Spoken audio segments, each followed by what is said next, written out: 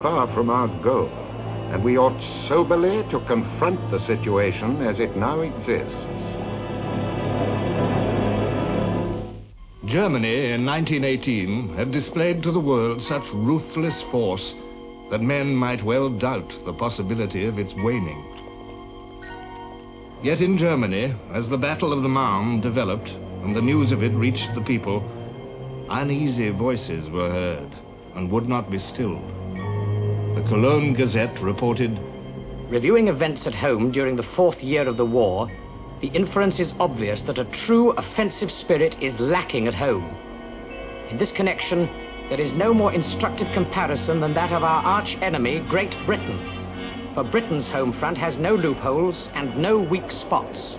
The British government might ruefully smile to learn that Britain had no weak spots. There was a strike of munition workers in Coventry and Birmingham at the very climax of the Battle of the Marne.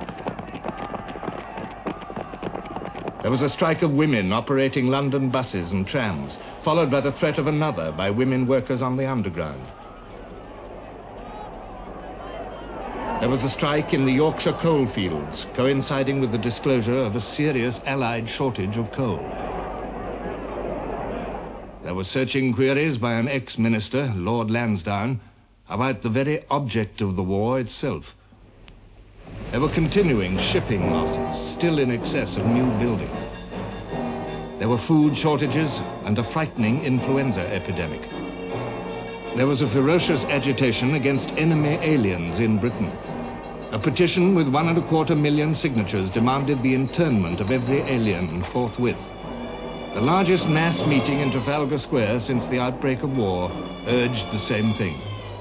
This rage against aliens displayed the hysterical element in Britain's will to victory. A letter to the Times said, At last, the view of Germany as she really is dawning on the British people.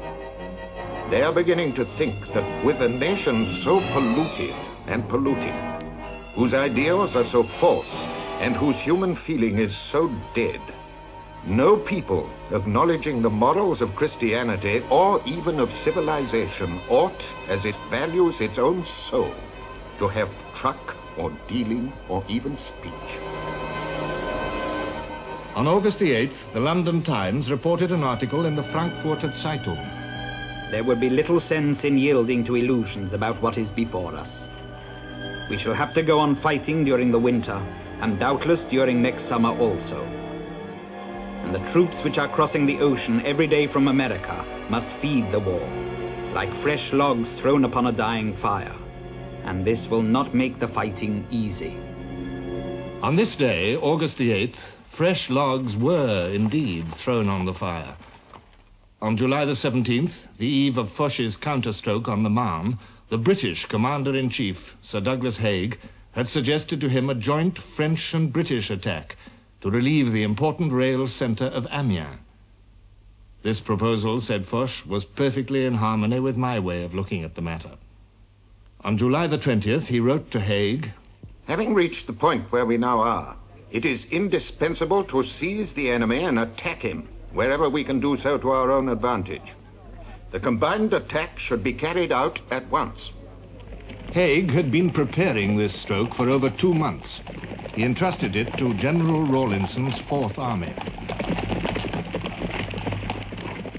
The whole British Army was now a very different force from the one which emerged from the great, costly defensive battles of March and April. Haig recognized the transformation. 2 months of comparative quiet worked a great change in the condition of the British armies. The drafts sent out from England had been largely absorbed.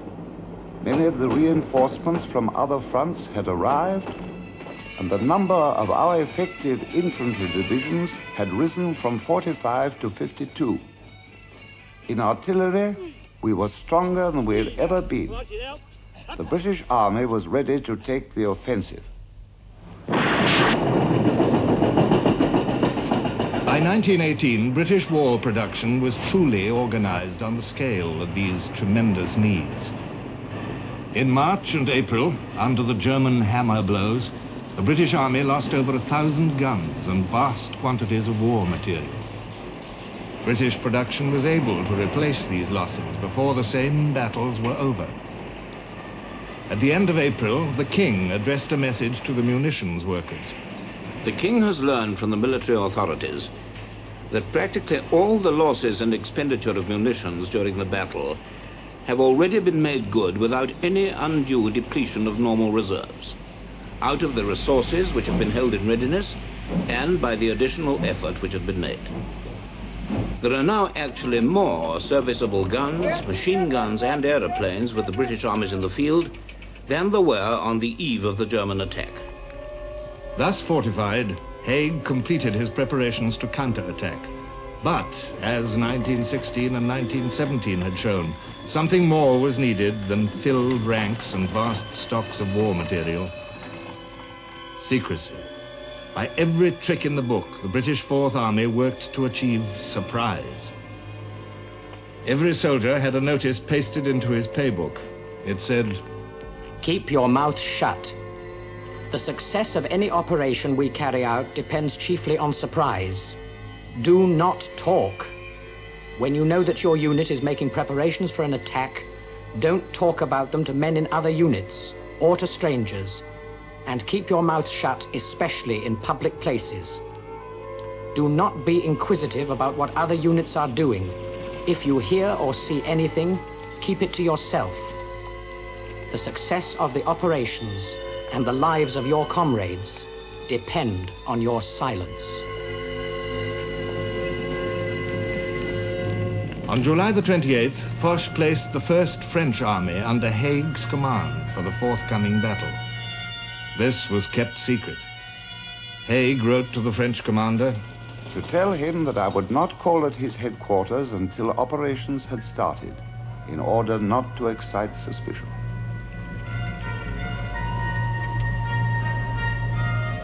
Behind the Australians was massed another formidable fighting unit, the Canadian Corps, nearly 100,000 strong. This too was kept secret. Behind them all, to exploit a success, the Cavalry Corps was brought in, with over 15,000 horses to hide on the empty Somme uplands.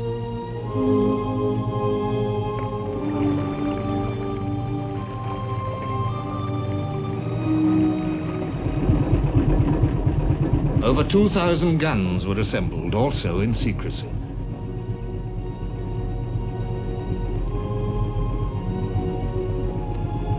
And since this was 1918 and a different style of war, Rawlinson had under his command, silently gathered, some 800 aircraft and 534 tanks. Of all this, the German High Command knew nothing. On August the 4th, Ludendorff composed an order of the day. I'm under the impression that in many quarters the possibility of an enemy offensive is viewed with a certain degree of apprehension.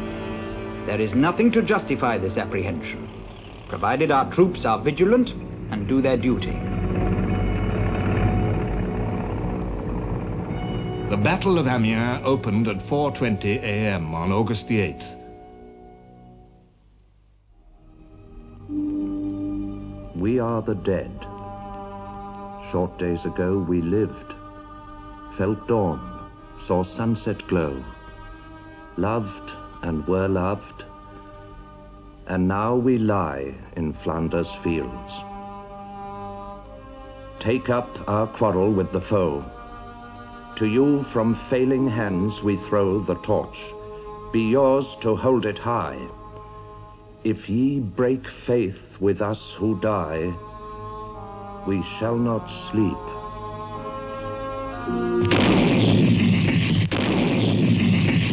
O guns, fall silent till the dead men hear above their heads the legions pressing on. O flashing muzzles, pause, and let them see the coming dawn that streaks the sky afar. Then let your mighty chorus witness be to them and Caesar that we still make war. Tell them, O guns, that we have heard their call, that we have sworn and will not turn aside, that we will onward till we win.